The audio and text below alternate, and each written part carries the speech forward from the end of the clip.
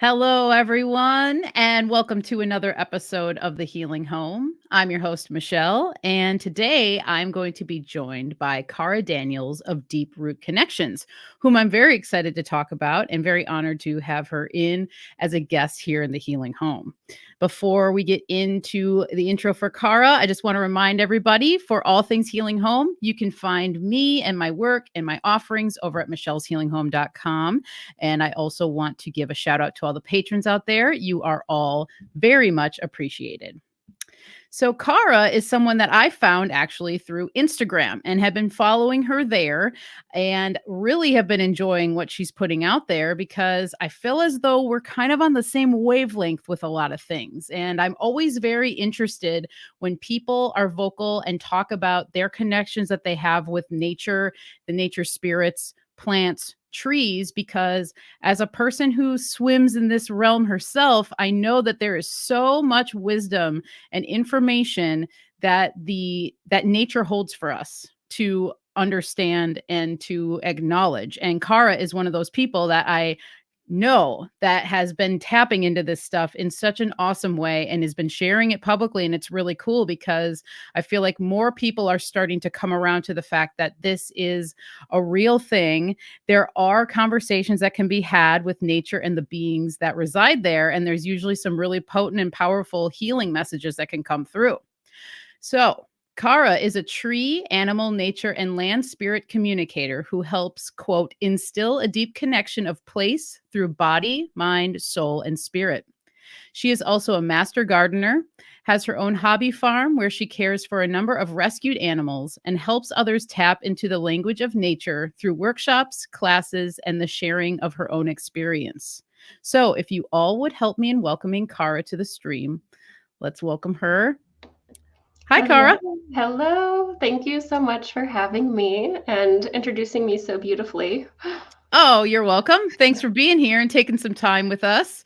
Very excited to talk with you today. And I know people out there are going to be really excited too, because this is such a great subject. And I love the way you speak of it. And when you speak about it, I just feel that you have such a deep understanding and resonance with nature and what goes on there in these realms and why it's important to tap into it. So before we get into the interview, if you could introduce yourself for people who may not be familiar with you and then let them know where they can find you as well.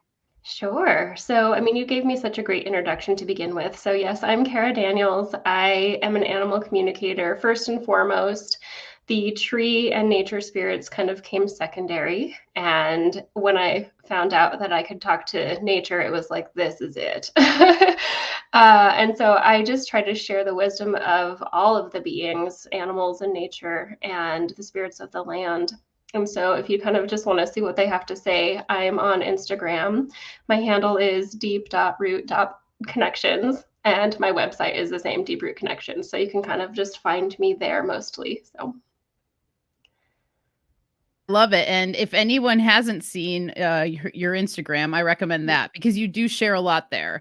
And I love that you do like Q&As and you actually put up exactly the messages you're getting from certain animals and trees and things like that. And the other thing that really attracted me to your work actually is your understanding of discernment. And that's one of the things that I want to go into today as well, because with these realms and with this type of communication, when we're working with the etherical realms and beings, the skeptics out there are always kind of like, well, how do you know that this isn't just you and blah, blah, blah, which can happen. We can send our own messages to ourselves and all those things. So let's maybe just jump in there too. I mean, maybe we can just talk about that because it's a really important aspect of this whole type of subject matter. So you also have a video on this, a short one, but if you wanted to just go into that and your understanding of the discernment and how people can discern between messages that are coming from nature or perhaps themselves. Yeah, discernment is huge. It is so important.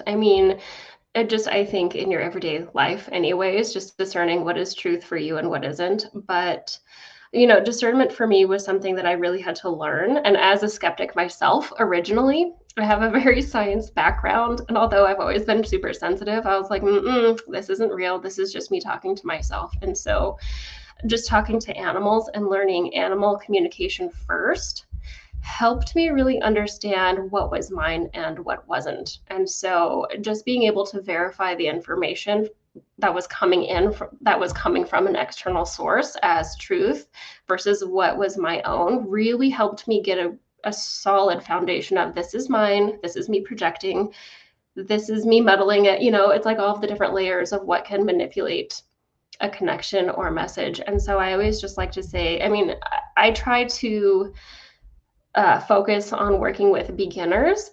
That's kind of my niche, is people entering into this space. And I always just say, does it feel true to you in your heart, the information that's coming through? Did it come in first or second? I always like to say, like, the messages are coming in first, and then our thoughts, our ego is going to come in second, trying to like push the messages out. And so first is your message. The second is most likely you trying to manipulate it or reject it. And then there's like the vibrational vibe that comes with it, especially with, higher entities, lower entities. What does it feel like? Does it feel safe? Does it feel full of love? What texture, what vibe does it have to? I mean, those are kind of my first three. I think that was first three kind of check marks. And then also another thing to think about too is like the information that comes through. Was it something you would have come up with yourself? Usually information that comes in is going to stop you and say, wait, what was that? I never would have come up with that on my own. Or sometimes, like for me, I hear the voices and I get a very strong sense of personality and texture. And so it's like, okay, well, that flavor or personality that came in was a very masculine or very serious. And so depending on kind of what skill level you're at, you can kind of start to fine tune and decipher what is yours and what isn't. But it does take time. It definitely does. Yeah, that's a great explanation. And I love that you bring the word texture into it.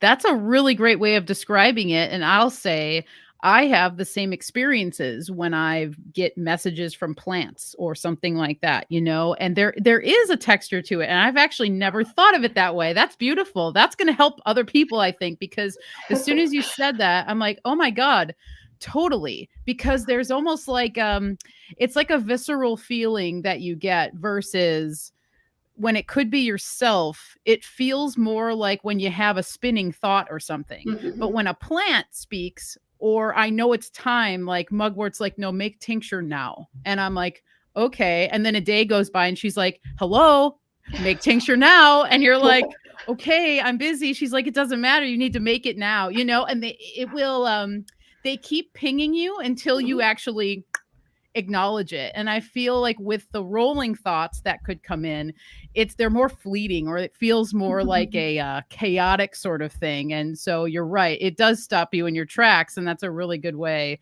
of explaining it. I love that. Yeah, I like how you brought up the repetition also. And if they really want to get their point across, or you're just ignoring them and not getting the message to begin with, they'll start soft and then they'll get a little louder and a little louder, and then they'll start coming into your dream space and you can't stop thinking about it. It's like, okay, I get it. I hear you. They'll make themselves known as best as they can.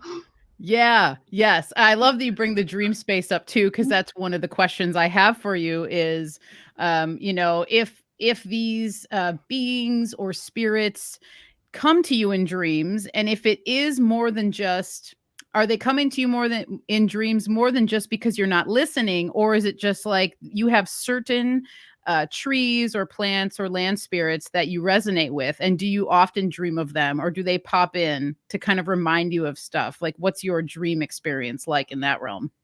Ooh, so, the dream state is always a space of exploration for me. Ever since I can remember, I actually receive animals more so than anything else. Okay. So ever since I can remember, I've had my animal guides come into my space, and they'll come through and they do energy healing on me and take me on adventures. And so that's always been in my space. More recently, the trees have been coming in, but it's not in my total dream state. I'm in that phase of I'm kind of awake, I'm kind of asleep, and then they'll just kind of drop in messages for me, and I'm like, oh, okay, yeah, I got you, or I'll check in with you later, I'm still sleeping type of thing. But So the dream state for me is really more for my animal guides. The plants I tune in with so often that I don't think they need to come into my dreams unless it's like they're doing healing work or they're giving me downloads of some kind that I will eventually use, but they're giving it to me in my subconscious, if that makes sense. Yeah, it totally makes sense. Mhm. Yeah, I love this, and I think that the dream state can be. I feel like so many things happen there, and I think that when we're working with this sort of work in this realm, it's like it's kind of like a party time or something. Like everything's up for grabs, and I think the dream realm kind of like helps us to understand it on different levels, because I think when we're dreaming, we can get different messages than we're awake, right? Because we are in like a different state. So I feel like when we're connected to it on such a deep level, it's gonna come in at all times. But it's really interesting when it comes through in the dreams, I think. So Yeah. I wanted to just kind of get a little bit more about your background, because you said, so I know that you studied biology, and you also said that animals were the first things that you started communicating with. So when did you start to discover this? And what was the first animal or nature spirit or tree that really popped up for you and you were just like, all right, I really need to pay attention to this now and follow this weave? Sure. Yeah. So a little bit of my story. I feel like my whole life is my story. It's kind of one of those one of those stories. But I did study wildlife biology. I really wanted to focus on ecosystems and working with wildlife. I actually thought I was going to go into wildlife rehabilitation, but that whole world is so complicated and political and hard to get into, and it just was not for me. So I gave up after about, I don't know, 10 years of just trying to make myself fit into that space. I was like, I'm done. I am burned out. I literally am not going anywhere in my career. And it's like things have to change. I am so driven to change the world. I just don't know why. And ever since I can remember, I've had that huge mission that was driving me. I just didn't know what the mission was. And so when I decided to actually take a step back, I literally was just like, I threw my hands up and I said, Universe, what the heck? You gotta give me a sign. Something's gotta shift. And within 2 weeks, this stray cat came into my life and I ended up keeping her for longer than I had intended. And one day I was just sitting with her and her kittens. She had a pile of kittens. And I was looking at her and I'm like, what is your name?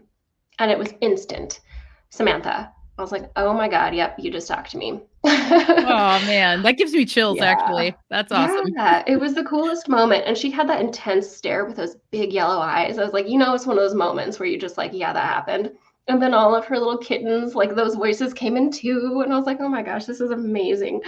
So, that was kind of my first pivotal moment where I was like, "Yes, I don't know how to do that again, but I'm gonna find out how." And so that put me on the path and trajectory of learning about energy healing, the mind, animal communication, and that kick-started my whole business, Deep Root Connections, as an animal communicator. But I was like, Deep Root Connections and an animal communicator, like that doesn't really go together. But for whatever reason, that was the name the business needed to be. About a year in, I was like kind of stalling out because I got really comfortable with the animal communication. And I was like, there's got to be more. Like, I don't quite feel that level of fulfillment that I know I need. And so I asked the animals, I asked my guides at this point. I was like, what do I need to do now? And they said, well, go talk to a tree. And I was like, I can't talk to trees. What are you talking about?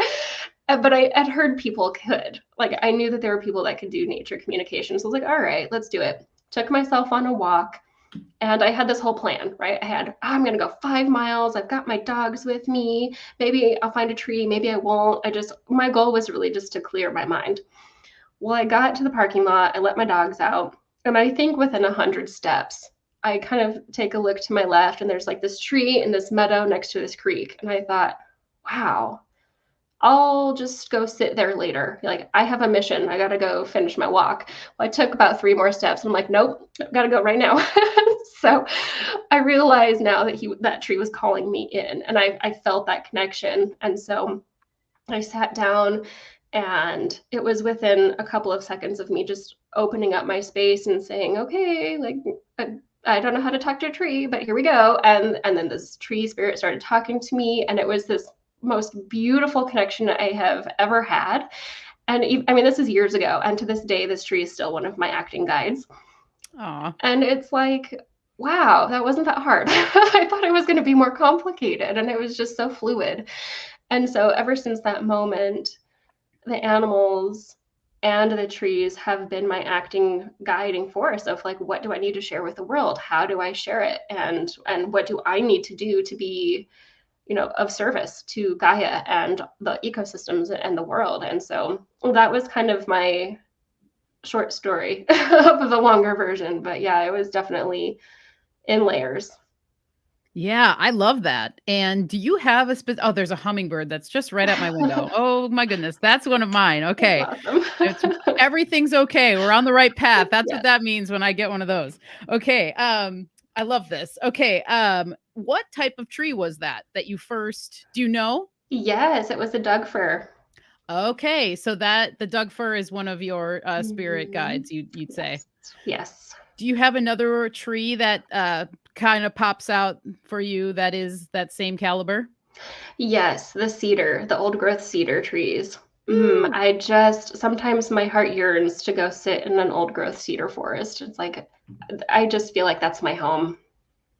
Oh, yes. I got that too. That's one of mine for sure as well. And there's one particular cedar at the trailhead that's near our house, and it was that same feeling that I had.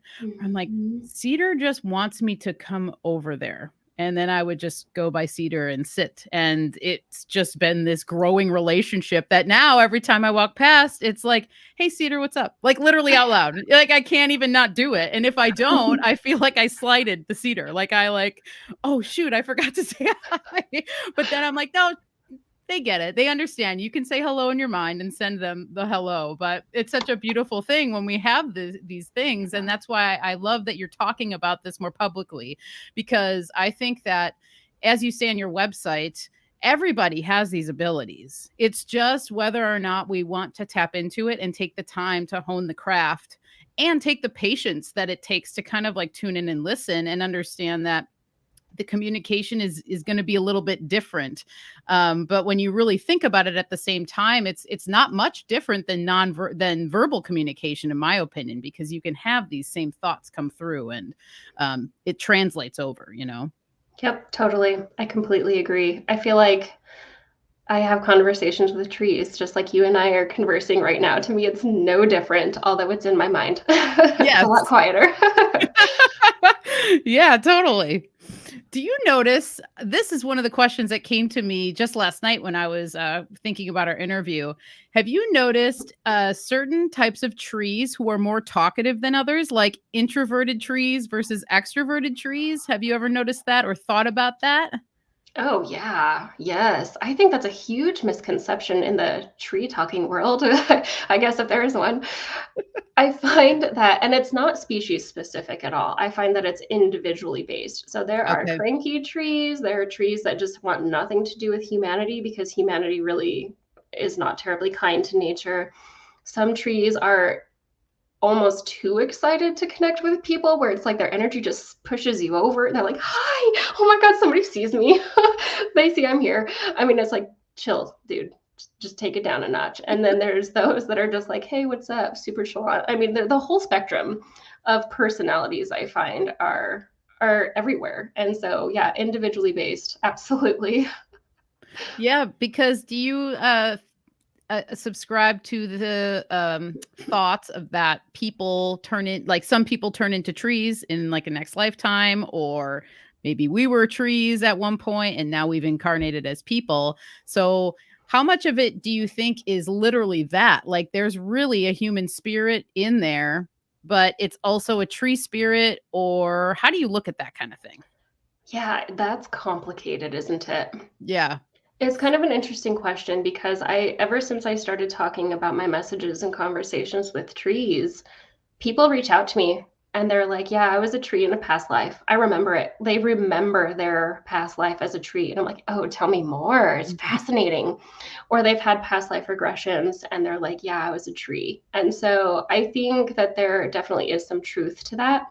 Now, if it's, do we start out as a tree and then become a human, or are we a human that decides to be a tree? All I can share honestly is what the trees and other nature beings have told me. And a lot of people think it's like, well, we start here and then we evolve up and this and that. Well, I don't think it's quite straightforward like that. I think that our souls want to experience something in some kind of physical body. And if that's in a tree body, if that's in a stone body, if that's in a human body, an animal body, I mean, I think a soul is so pure that it's hard to just be like, well, we can only be humans. I feel like we've had so many different kinds of past lives. And the value of that is like when you have a past life as a tree or a stone, you learn those life lessons, and those life lessons are infused in your soul. And it's like you can never not have those lessons. Like, why would you want to be a rock, right? That was my question. Why would you want to be a rock? And it's like, well, to learn patience and how to go with the flow and all of these other things this stone and tree were telling me. And I'm like, oh, yeah, that makes sense. I mean, that's a good point. So I don't know. I mean, I think it's too big of a topic to really fully understand with our human minds.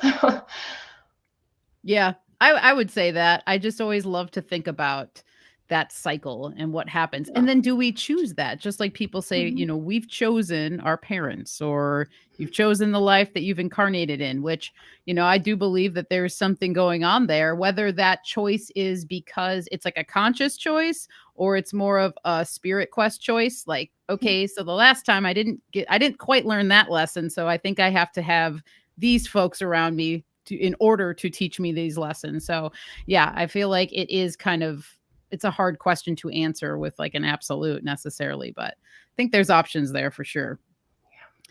So when you run into tree spirits, animal spirits, have you ever run into any that are nefarious feeling, like where you're like, okay, I actually don't think I want to communicate with you, or something like that? What are the differences that you feel, or do you have a sense of something that you might need to like create more of a boundary around certain creatures or whatnot? And what does that look like for you? Yeah, all animals so far are just pure light. I have Okay. never met an animal where I'm like, something's not right there. Never say never, but so far, all the animals I've ever worked with are wonderful.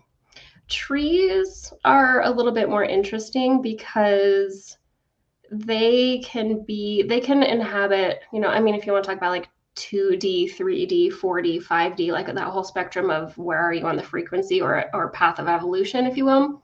Trees can choose to be a lower vibrational entity, if you will, or a higher vibrational one. So I have encountered those, but they're still beings, It's like talking to the fairies, like they're just on a different plane. And so the only space or time I've ever really entered into a no, I'm not good with this was actually in the fairy realm. So a very close connection there. But I was trying to work, this is when I was really new with working with the Fae, and I ended up connecting in with Forest Fairy. And this one was she was like a gothic style fairy. And I was like, we're not going to connect. And she didn't want to connect with me. And so it was like a mutual understanding. So I just kind of diverted. And so that was probably the most significant moment in my past where I thought, okay, we don't just talk to everybody. Like there definitely has to be some more boundaries. But since then, I find that it's not necessarily like the trees or the animals. It's more of what's going on within the land. And so the land holds a lot of trauma and lower vibrational beings, entities, things. And so that's kind of where I find that whole I need to put my boundaries up. We need to clean and clear the space. And that like that's a whole other kind of space and topic. Yeah, definitely. And I feel like we could have a whole episode on just the land spirits and land clearing, because when I noticed that that's one of your offerings on your website, I was like, "Oh, this lady is so awesome." Like you have so much to offer. It's really cool because that's one of the things that I think that I've really tapped into on our property and moving from the city of Portland, having been there for 13 years and then out to the Columbia Gorge. And this is our 4th year here, and coming to this property and walking around on certain areas of it and being like, whoa, there's like a straight up well right here. Like there's an energetic well. And then over there's like an energetic river, and it's just flowing, and you can just feel this stuff swirling. And then obviously certain areas have different, feelings or what have you. But when you go onto a property, are you working with ley lines at all, or dowsing, or is it more of just, and also I'm sure it's also your intuition as well.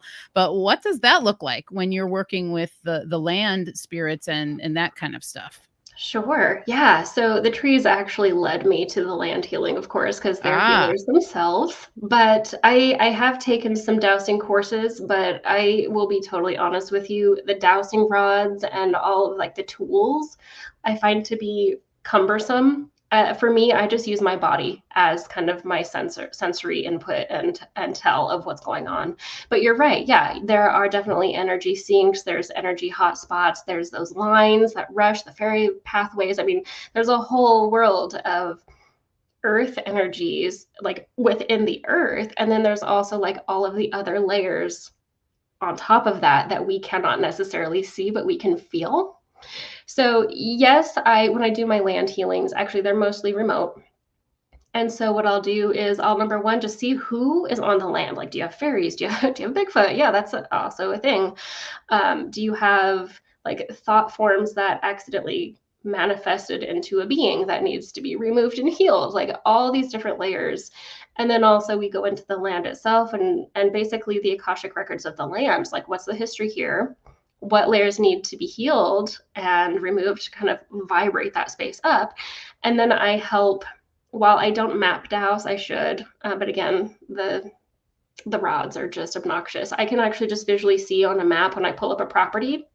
I ask that the hotspots, the lines, and all of the different earth energies kind of just show up. And so then I'll mark them out and I'll kind of map it out for my client and just say, here are your energy spots. Like this is healing for you. This will amplify like your meditations or your energy. This is a drain. This is how we may or may not be able to fix it. These are your ley lines. This is what you need to know about. So I do incorporate earth energies and that knowledge and how to work with them and heal them. But to be totally frank, no, I am not a dowser. I will not claim to be, even though I've studied it. no, right on. That makes Yeah. sense. And yeah, that's like a whole other subject in and of Mhm. itself. I just wondered with the work that you're doing, because I too feel like muscle testing and using your Mhm. own body as a dowsing unit is very effective if you are able to really like tap into that and have your own language for it, or have the way that your body sways for yes, for no, for maybe, so no, that's really cool. But I that's cool that the trees led you to the land spirit work and the land clearing. I'm not surprised. I mean, Yeah. they are like the governors of the land, in my opinion. It's really cool. Yeah. And we have this whole thing with trees that it's like it's the world tree. Every tree Mhm. is the world tree. And so that's just beautiful symbolism to me in and of itself. And looking at ourselves as trees, but looking at ourselves as poles, and the tree as a pole, as an antenna, and just having them all over the place and making these connections. To me, I don't know, there's something so deeply rooted about this work that I think we can understand more ourselves better when we start to do this kind of stuff. And I think that's one of the things that it's a win-win situation. Even if you try and you're like, it's not really coming through. I feel like they're going to show you something that is going to actually help you to understand how to communicate with them better. Because I think ultimately at the end of the day, they want us to talk to them. They want to be in communion with us. And I feel the same way about the plants. Just like the Yeah. plants want us to make medicine with them. I feel like they're here for us to do that, and they're here to show us the way with it. And so I don't know, it's really cool how it all kind of works together. And one of the things too, I wanted to kind of go into the realm of technology and ask Mm. you about just technology in general, but if you've had any questions or answers that have come through with trees, I guess specifically, but also animals about technology and things like 5G or EMF or cell phone towers. These are big topics that a lot of people talk about. I'm very curious about, how are all of these signals that are being sent out affecting us? They do affect us even if it's on a subtle level at this point, or maybe some people say, no, I don't feel any difference, or some people feel it more. I can only imagine trees, animals, plants, fairies, gnomes, they know what's going on. So, have you had conversations about this, or have any of them brought it to your attention on what their thoughts are on all this technology? I have never actually asked them, but now I'm going to. I will keep you posted. Oh, yes, The I'd love to know. the first thing that's just like kind of screaming at me right now is to just be cautious. Like don't let yourself get overloaded. And I guess I'll just channel something right now, but it's like static electricity on our aura. And the animals actually talk about this all the time. It's like your aura is so staticky, I don't even want to touch you. And so like Ah, at some of the animals or the clients I get with animals, like, how come my cat doesn't want me to pet him? And he's like, because you're so staticky. And he's like, your aura is like electrically shocking me. And so I don't know if that's associated with all of this technology and all of that all of the energy kind of just clinging to us. But that's kind of the sense that I get, is like it just sits there and clings to us and acts as a very serious disruptor. It's a disruptor. It's an energetic disruptor. And they're just like, you got to take it down a notch. We can't, like, even the trees can't necessarily think. The water is getting fragmented. Like everything, everybody's energy is fragmented. If we could just turn it off, or even just set better boundaries within our homes to reduce all of the electricity and all of those waves, that will help people, number one, be a little bit more sane, and two, be able to just like be quiet and come back into themselves and heal that external boundary that we should have that's almost getting infiltrated by all of that static electricity. yeah, that makes sense to me. And I think about, orgone and Yeah. stones, and then there's a whole thing. Are you familiar with electroculture? Hmm. Yep. Yeah, it was a big craze that kind of like it really became popular this past year, but I mean, it's been known about for a long time. But that's one of the things too that I think about, and grounding your home, grounding yourself.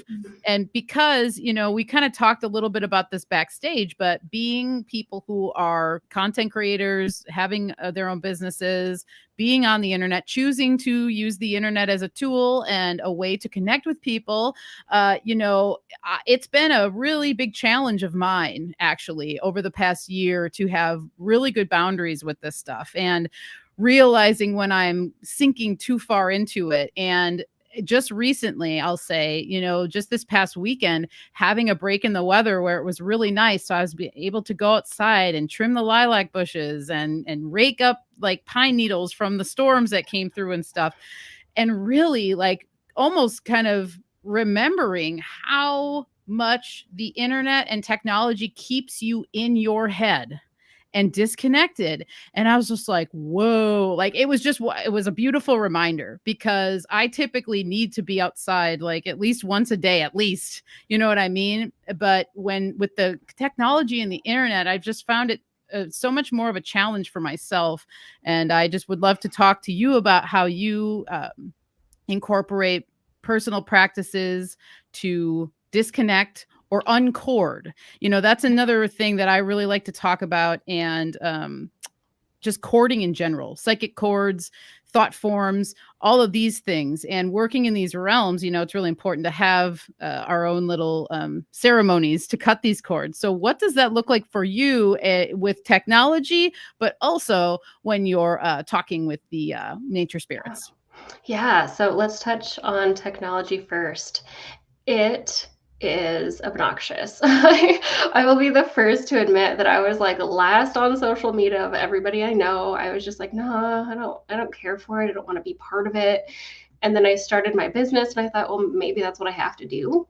And it wasn't really until recently that I was like, I'm just going to have to commit to this. And what I have found over the past couple of years is like my addiction to technology and social media has amplified, and I can see it. And it's like, this is disgusting. I am so disappointed in myself when I'm like sitting there on my phone and somebody's talking to me. And I'm like, what? Oh, I didn't hear you because I'm literally not paying attention to you because this on my phone is more important. And so for me, every once in a while, I kind of get that wake up call with my family. They're like, dude, like, pay attention to who is here. Okay. So I try to have very strict boundaries. Like, I will only create my content on like one day a week, and then I'll just kind of schedule it to feed out. And then I need to be better at just checking in once a day or something instead of like constantly checking in. So like, I'm still working on those boundaries there. But what I find is I'm so drained afterwards. I'm cranky, and it's like, this is not you. You're just getting manipulated by the system, and all the extra energy is flying at you. And so creating those boundaries is so important for everybody, especially if you're super sensitive, but everybody. And so for me, I'm just like you. If I don't get outside, I literally go crazy. So I'll do something inside for a little while, and then I will intentionally go outside for an hour and just breathe and send my energy into Gaia, or look at the sun and just let the sun kind of cleanse my aura. And so I have to go outside constantly, and I'll do garden tours. I'll walk through my garden, or I'll go hang out with my goats or chickens. And it's just like that sets me back into my body, back into the earth so fast. And so that's kind of my experience with technology and all of that. And that's my ritual, is to just go outside and walk, especially barefoot. And then psychic cords. Yeah, those are, I always do a psychic cord cut every morning, because I don't know what I do at night when I'm astral traveling, it just better be safe. We start off our day clean. And then every time I have a session, or I tune into anything, I always make sure to do kind of like a power wash in my energy inside my actual physical body. So I just kind of like power wash with white light through my body, and then expand that out into my aura and make sure that anything that shouldn't be connected to me literally gets severed and pushed out. So I try to cut cords multiple times a day. And then right before I go to bed, I make sure that I have a bubble of protection, not only around me, but like my entire property. So I try to keep my whole space as clean and clear as possible. Yeah, awesome. Thank you for sharing those, because that's helpful for other people too. And I like that you create a bubble. That's awesome. I know my personal one is a golden ring. It's a golden ring of protection, and it's same thing around the whole property, around us, our home.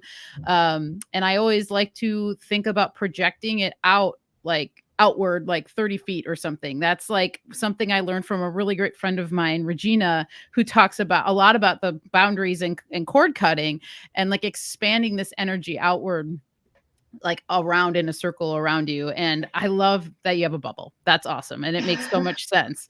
And I really love talking about this kind of stuff, because it's so important. And then it's like, when you just take the 5 minutes or less that it takes to do some of these practices, you do realize actually what was attached to you that you weren't even acknowledging, you didn't recognize, and the trees, for me, they help me do that too. Like the cedar in particular is a good reminder to me to allow things that aren't serving me anymore to be released, send back to the mother to be turned into something positive, is like something that I kind of like. That's one of my mantras anyway, with working with nature. And when I do that, and it would specifically when it's with trees, I feel there's something there, and I feel like it has something to do with the toroidal energy that a tree creates, because it is that pillar. And so there is just this constant toroid that's happening, and it goes along with kind of some of the stuff you've been talking about lately on Instagram with the heart connections. And our hearts are like, have a torus field to them. And I think that's another reason why the trees, we can connect with them on such a deep level, is that toroidal energy that just like runs through the universe, and that we are our own toroids, and then we're connecting with the tree that's a toroid itself. Yeah, totally. It's almost like once we connect, it's like our energies can merge, and it's just like we are one with them. If we know how to feel for that and sense that way, yeah. And so many people that have no idea connecting with trees in that way, and this is all new to them. They're like, yeah, well, I just leaned up against a tree the other day and my headache was gone. The headache that I Ah, have had for days, gone. It's like, yeah, that tree has you. He helped you. They do that constantly. And you're right. It's just like we just have to be there and be present and just allow for the energy kind of transfer to happen. yep, totally. I agree. Yeah, I think allowing and being open and then trusting, like trusting that the universe is going to have whatever it is that you need in that moment. Whether it's a wake up call or it's just a something to let you know that everything is cool. It provides really when you're open to it. Okay, so I do want to talk about your experience a little bit too as a master gardener, because that's really awesome, and that you have a hobby farm. And I'm a gardener myself, and I'll say gardening has been one of the most beautiful therapeutic practices that I've decided to fall into and follow. And it's been one of the most rewarding things. And I've learned so much about myself and the plants by just really sinking into gardening and becoming a gardener, really, and allowing it to happen. So Cool. how do you like to connect with your garden and the animals that you have around?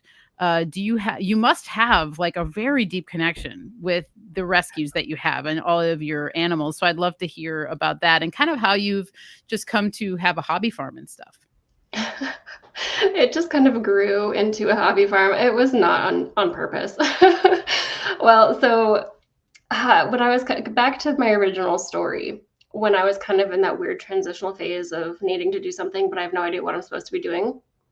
So when this cat came into my life, I was actually currently in the process of possibly working with the US Forest Service to do some of their seed work. And I just like dove headfirst into plants. It started as a passion, like I'll just grow tomatoes and maybe some carrots here and there. And then it was just like once you meet the plants and once you grow your own seeds, it's like you get addicted. And so over the years, it kind of just grew into, well, this little garden bed to, I think I have like these two huge garden beds now, and we're going to expand even more this year and get a bigger greenhouse. And it's just like once you start, it just kind of becomes an addiction.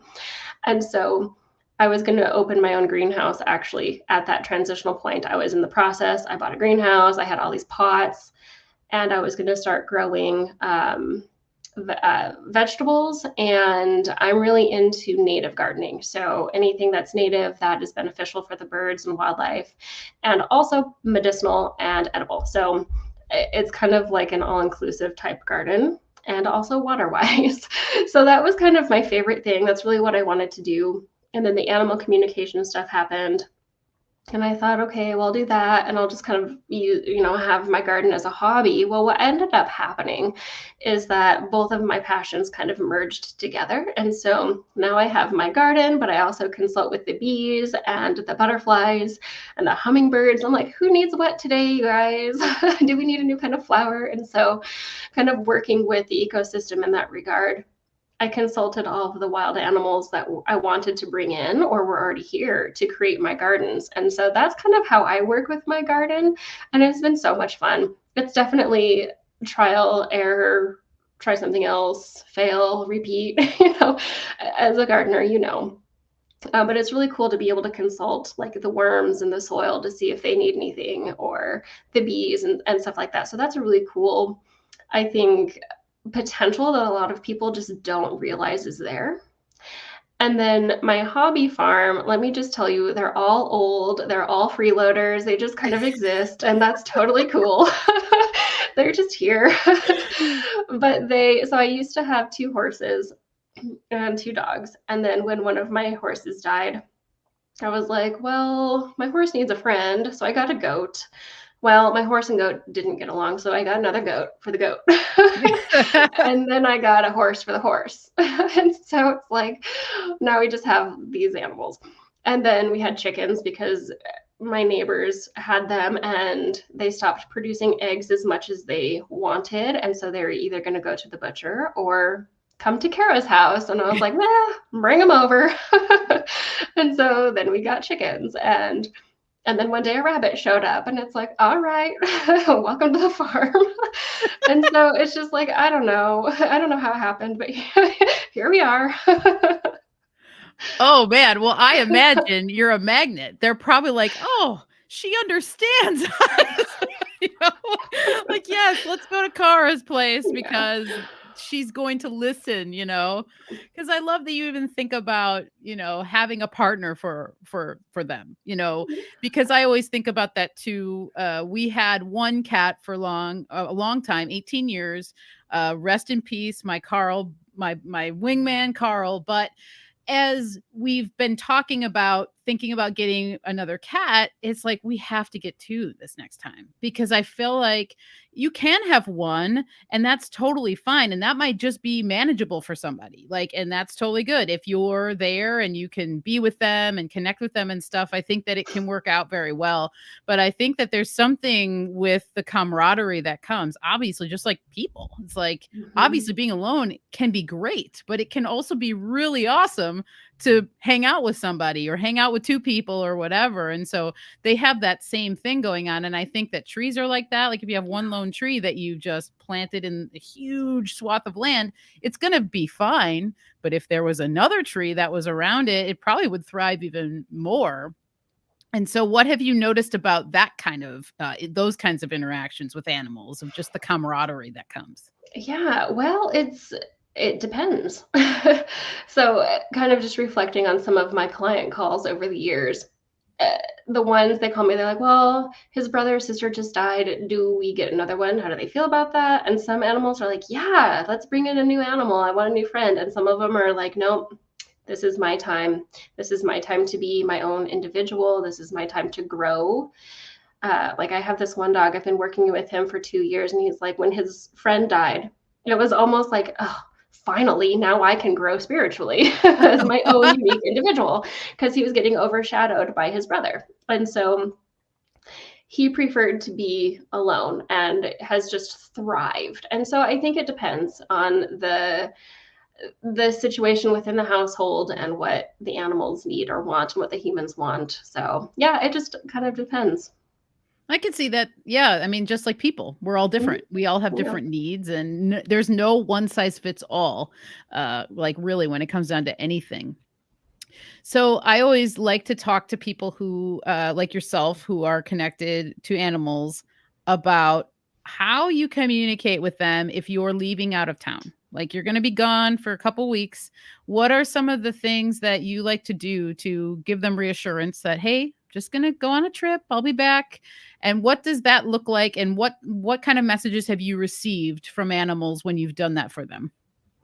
Yeah, so my animals and I, we don't actually talk a whole lot, despite what you might think. I mean, we do, it's just kind of a fluid connection, but I don't just sit down and I'm like, okay, this is what's going on, you guys.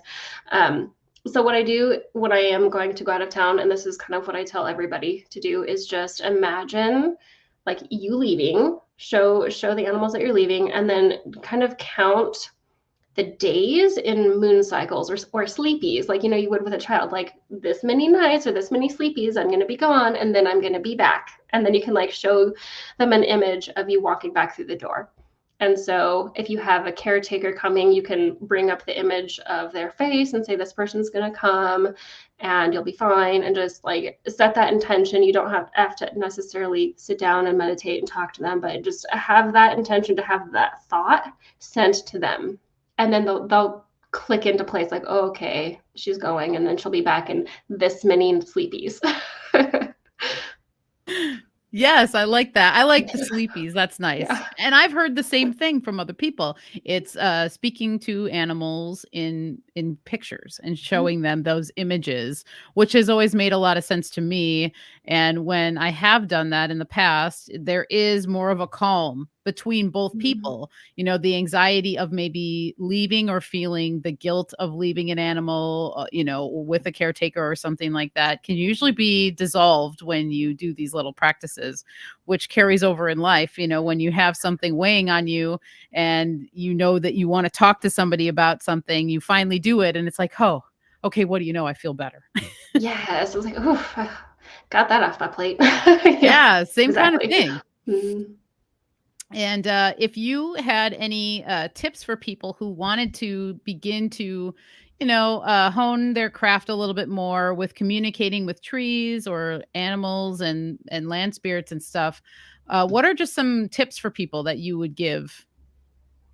Yes, I would say, again, if you're brand new to this space, learn your intuitive senses, so which most people call your clairs or your psychic senses. So your inner seeing, your feeling, your hearing, all of those different senses. That's how animals, trees, spirits of the land, everybody has the same language. And I think that's something that needs to be pointed out. It's like they all speak the same language. It's the language of energy. And so whether we're talking to a tree or a plant or an animal or shooting up into the ethers, like that energy transfer of thought and emotional exchange is there. So I would say just kind of begin to go within, like you got to be in your body. So first, bring yourself into your center, take a few deep breaths, and then just get comfortable with knowing what your body is trying to tell you and learn a little bit more about your intuition. I think that's the first step a lot of people kind of forget.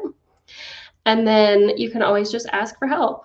Just go to a tree and say, I'm new at this. I don't know what I'm doing. Can you help me out here? And then just ground your energy and just send them a bubble of love and see what happens. See if you feel anything come towards you, like a wave of emotion or pressure or tingles, or even like a quick thought or song, like all of these ways that they're going to be communicating with us. And it's okay to ask for help because they will actually amplify their energy to help match you and get their point across. So I always say if you're a newbie, it's totally cool to admit that. They will help you.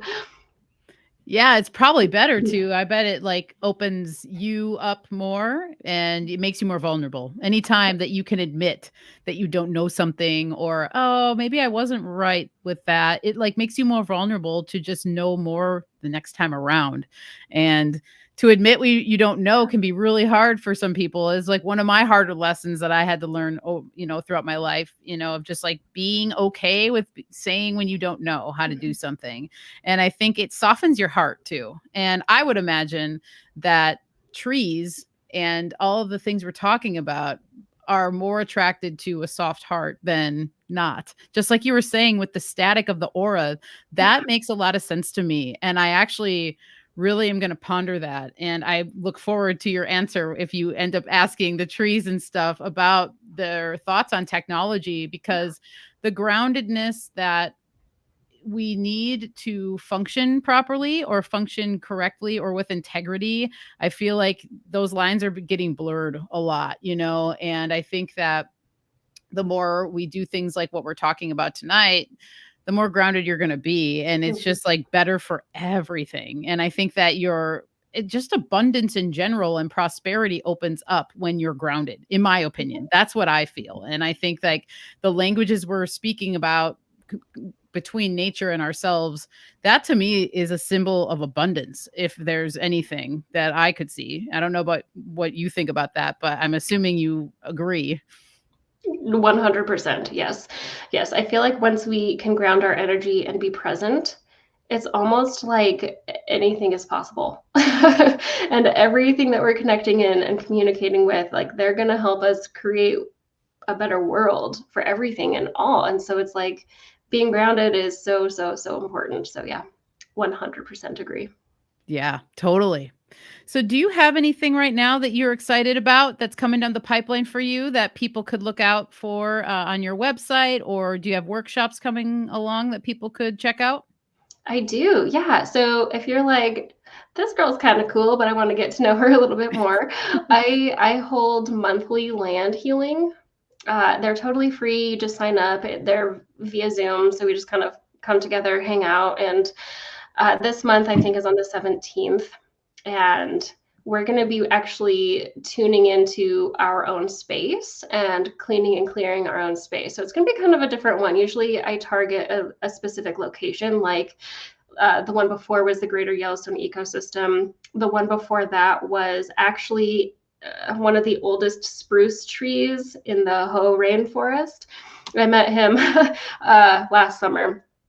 And I was like, oh my gosh, we need to just hold a meditation for you. And that's actually how all of this started. So if you're interested in learning about land healing, meditation, and just kind of hanging out with a really cool group of people, It's those land healings are on the third Saturday of every month. And you can just sign up on my website or send me a message, whatever's easiest for you. And then on March 7th, I am actually starting a 9-week animal communication workshop program to get people that are brand new into this whole world communicating with animals and really tuning into their intuition. So if you're like, oh, I really want to learn how to listen to my own intuitive senses and talk to animals, that's what this program is. It's specifically for beginners to teach you a very strong foundation. And then you can apply that to trees and spirits of the land and kind of take that and basically go with it wherever you want to take it. So that's coming up too. Awesome. Beautiful. I love that.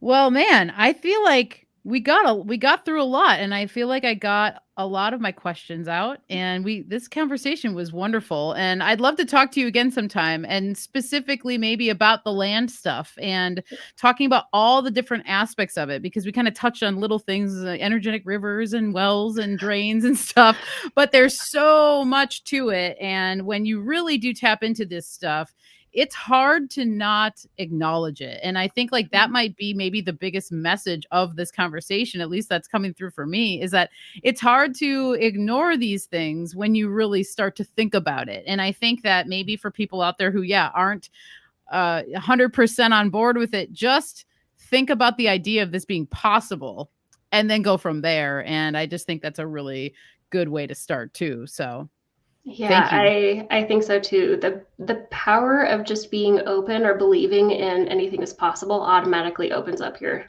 awareness. If you don't believe in it and you're like, nope, that can't happen, you close yourself off. So I love ending on that note because it's like even if you are skeptical, try your best. Just be like, anything could possibly be possible, and then you never know what might happen. Totally. I love it. Well, Cara, hey, I'm super grateful for your time. Thank you so much for joining me here and sharing your wisdom and knowledge. And I look forward to the next time around when we can chat because it's really awesome. And I appreciate what you're doing. And I'm just loving hearing the message that are coming through for you. And I look forward to just following more of your work. So Oh, thank you well, so much. thank you so much for having me. It was so much fun. Awesome. I'm glad you enjoyed it. And all of your links are down in the description below so they can find you there. And until next time, enjoy the rest of your evening. Bye, Cara. All righty, folks.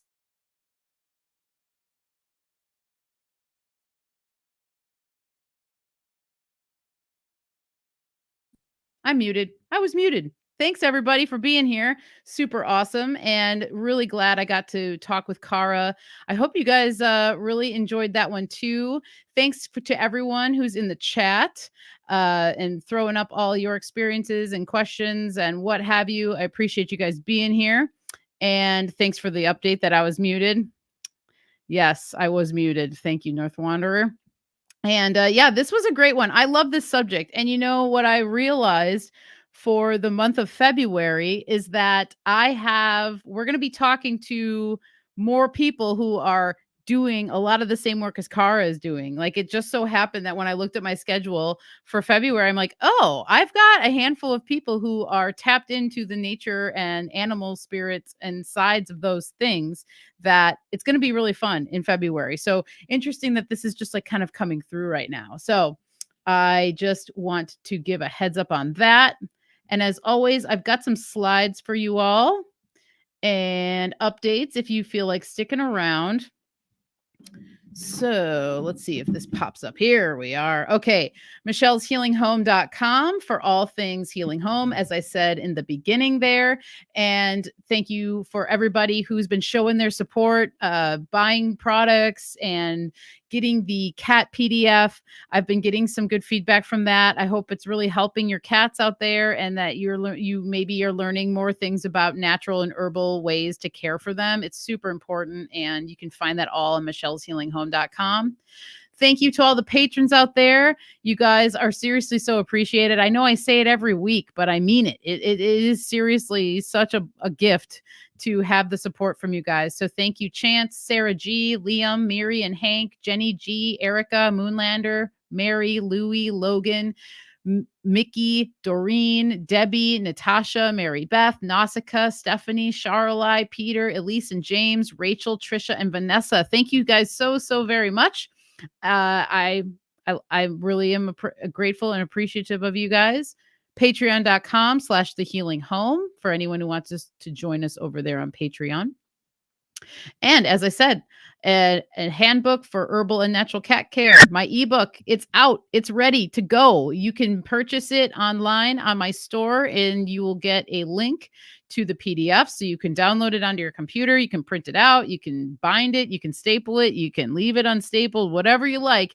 But it is a really great introduction for people who are wanting to learn more about herbs and natural remedies for their cats. Perhaps maybe you already know a little bit, but you maybe want to understand more about food. That's a big aspect. That's a big section in the PDF, is just proper food and treats and what can be more beneficial for your cat and how you can incorporate it and maybe like slowly transition them. So you can find that on my website. It is $11 for the download. Full Moon Offering newsletter. The current offerings right now are my hemp. Oh, I've got a little bit of a weird sound going on. Hemp and honey soap and magnesium cream. Oh my goodness. I am so pumped on this month's offering, particularly the hemp and jojoba magnesium cream. I swear my skin like craves it now. When I get out of the shower, it is just like, oh my gosh, slather me with that magnesium cream. It feels so amazing. It is probably one of my favorite things that I've made in quite some time. And I actually was formulating it for a while. So I worked on it for about a month or so. And then I just feel like I cracked a code with it. And it is seriously just, it's so nice. And I really love it. So that is still available. I have 1 jar left, and I've got 5 bars of the hemp and honey soap left. I also have my skin and wound salvation balm available that is wonderful for first aid, cuts, scrapes, you name it, eczema, dermatitis. I've had a friend of mine who was able to really help their son's eczema that he had for about 7 years. And they started using the skin and wound salvation balm, and it was clearing up, and it totally like started clearing up overnight actually. So that stuff is pretty killer. I also have fresh tooth powder that I've just made. I still have some peppermint and honey lip balms around. I just made a fresh batch of my clay and salt deodorant in the juniper and cedar wood scent. That one has been very popular. So thank you to everybody that's been placing orders. I hope you're loving everything you're getting. And there's going to be more tinctures coming very soon. Next full moon offering newsletter is coming out on February 24th. So there will be new offerings coming up at the end of the month here. And next week, as I said, I've got animal communication on the brain and in my heart. Catherine O'Shea of Soul Light Pet Services is going to be with me next week, Tuesday at 4 p.m. Pacific Standard Time. And you know what? I really love Catherine, and I actually met her through Lindsay of Rogue Ways when Lindsay was having Catherine on her show. I think she was having her on like maybe once a week or something, or once a month for a while there. And Catherine was doing pet readings for people that were coming on. And I really was drawn to what she does because I could tell that she was really tapped in. And I ended up being able to I won a animal communication course with her, and it was really cool. And you know, I've just had a very nice memory of her and all the work she does. So it's going to be a good conversation next week. We're going to talk about what she does, her work, how she came to find this work, and she really has a gift for it. So I'm looking forward to hosting her next week, February 13th at 4 p.m. Pacific Standard Time. Symbolicstudies.com for all things Mario. If you want to find out what he's up to and what he has going on, he is cooking up some new things, which I'm very excited for him to be doing, and he's pumped. So keep an eye out for Symbolic Studies on YouTube, Instagram, Twitter, all the places you can find him there. And with all that said, I think that's it. This was kind of a quick one. You know, we got through a lot of the questions, and I feel like sometimes interviews go faster and then you're like, whoa, it's like over. And this one flowed really well and it was really nice. So I can't believe I actually got through most all my questions that I had for her. So that was really cool. And I'm really, really, really glad actually we got to touch on the technology thing because like I said in the interview, this weekend when I was outside working, I was just like, whoa, dude, if you're not coming outside and like disconnecting from the technology that is going on, man, it can just take you away. I feel like there is a river that you can get swept away in the current with it. And I can feel myself when I get to that point where you're like, oh gosh, I have to like take a break here because you just feel yourself kind of stuck in your head a little bit more. And then as soon as you get into nature, it's just like, wow, what a relief. So anyway, that if there's any parting words on that end, I mean, just remembering to do that for yourself. It's a really crucial part of life, I feel like. And everything's amping up now. I mean, we have these new Apple goggles or whatever the heck it is, and people are driving around with them and they're going to be walking around clicking and clacking their hands and whatever.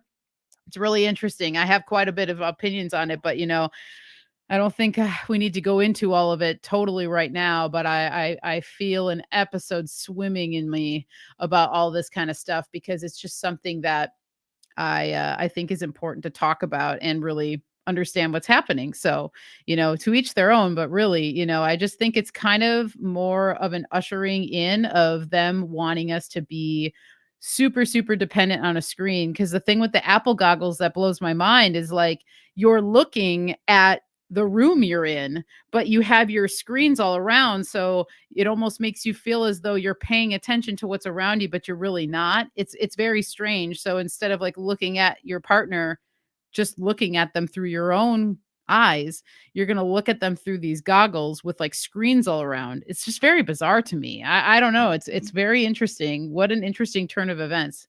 I'm not surprised that that's going on though. I mean, we've been primed for this kind of stuff for a while now. So, who knows what's going to come after all of this. So anyway, that's my 2 cents on that. And thank you guys for being here and tuning in. I hope you have a wonderful evening. Until next time, we'll see you soon and take care out there.